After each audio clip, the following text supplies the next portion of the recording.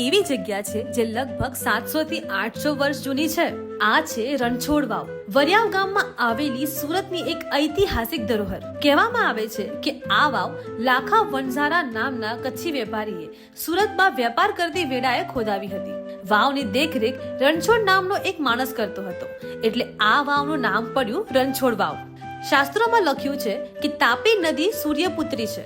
તાપીના લગ્ન વારીપુરના રાજા સોમવરુણ સાથે થયા હતા. એ કારણે વરિયાવને તાપી મૈયાનું સાસરું કહેવાય છે. આ વાવમાં ખોખલી માતાજીનું સ્થાનક છે અને તેમની ખૂબ જ જૂની મૂર્તિ પણ મળી છે. લોકો માને છે કે રવિવારે કે મંગળવારે આ વાવનું પાણી પીવાથી બાળકોની સુખી ખાંસી મટે છે.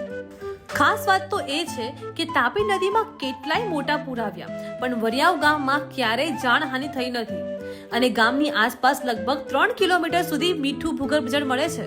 આ ઐતિહાસિક વાવનું ગુજરાત સરકાર દ્વારા 2011-12માં નવીનીકરણ કરવામાં આવ્યું છે. રણછોડ વાવ માત્ર વાવ નથી, એ સુરતનો ઇતિહાસ, આસ્થા અને વિશ્વાસ છે.